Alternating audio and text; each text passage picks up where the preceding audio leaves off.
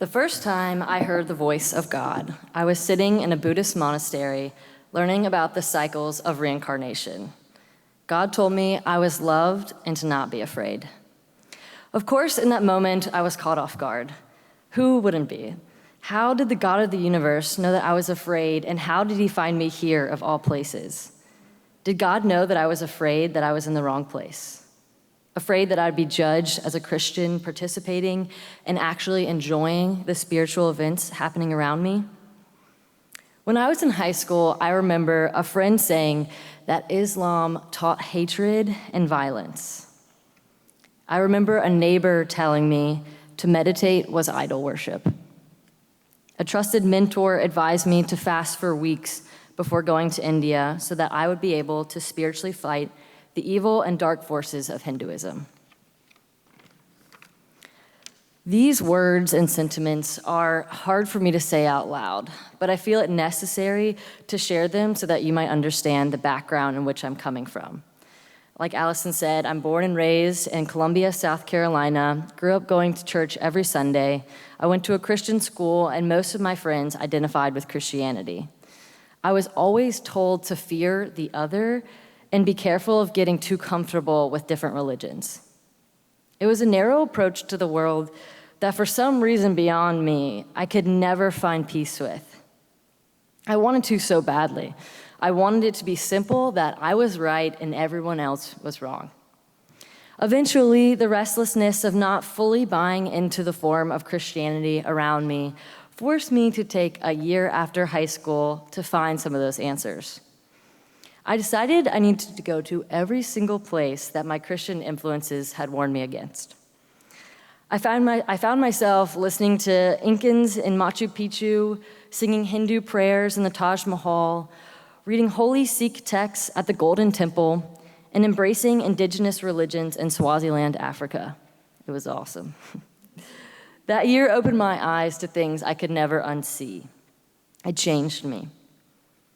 It changed me in ways I didn't realize in the moment, but I would hold on to that change throughout my time at Elon. But when I got back from a year of travel with new clothes, a new haircut, and new philosophy and perspective on life, my mom warned me against molding into whatever was in front of me.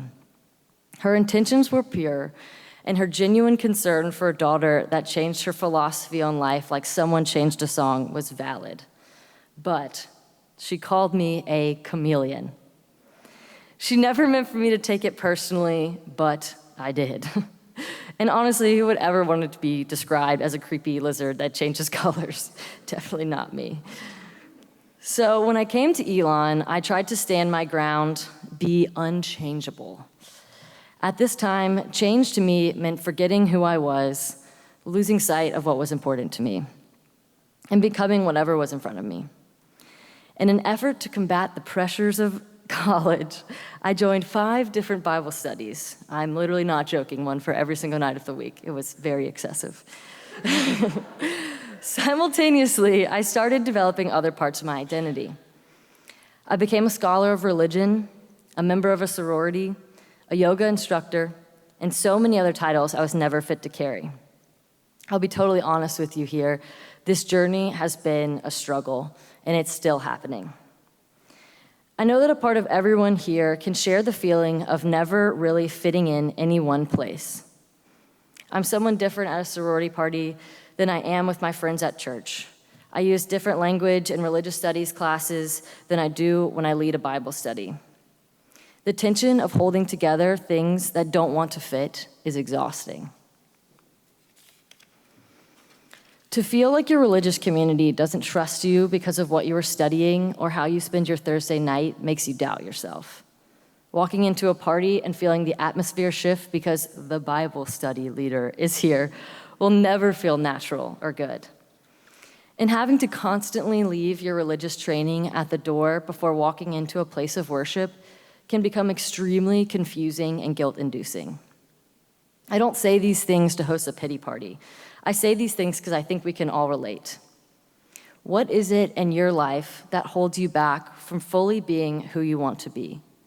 And what is it that seems like it keeps pushing you forward, no matter how painful it may seem?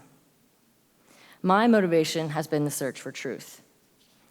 Over the last year and a half, I've been reading, studying, and interviewing college-age students here in North Carolina to try and figure out how, I don't know if I added Muslim, college-age Muslim students, sorry, in North Carolina, that's important, to try and figure out how they stay so devoted to their religion, so unwavering in their faith, even in the wake of hate speech and hate crimes happening to them every day. This summer, I was here on campus conducting interviews with these students, and I'll tell you, it was terrifying. Not only having to show up at mosques and strangers' homes every day, but also just carrying the weight of what had been said to me about their community and what my role as a Christian should have been there. I spent nights weeping over if what I was doing was wrong. I feared God would be angry with me for going to the mosque more than going to my own church. So I created a plan, like I do with everything else in life. I would keep everything strictly academic. There would be no emotional connection to this season in life. But if you know me, you know that that plan would fail the second one of those students opened their mouths and told me their story. Day after day, I sat in their hurt. I sat on bathroom floors and in McDonald's parking lots with girls and guys my age as they told me, yes, it is hard being Muslim in America. And yes, they have been bullied since preschool. And yes, they are afraid of their safety on a daily basis. But God is still good.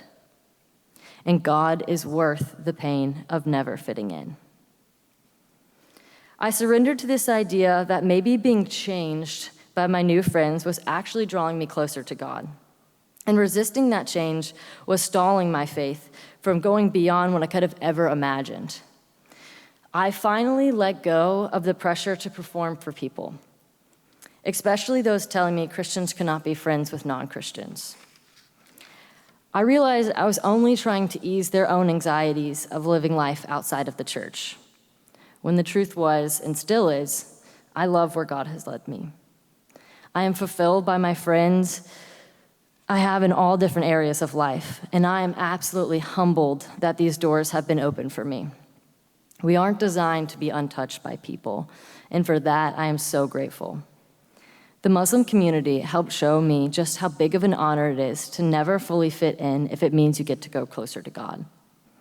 So yes, I am a classified chameleon because I love blending in where I'm placed. I love making others feel comfortable and known. I also now know that it takes great confidence in yourself to go to these places, sit with these people who are different from you, and recognize that they are children of God. Today, I can tell you, change to me no longer means failing to be tough enough or failing to stay true to yourself. Today, change represents the wisdom of recognizing that God is not done with my story yet. Thank you.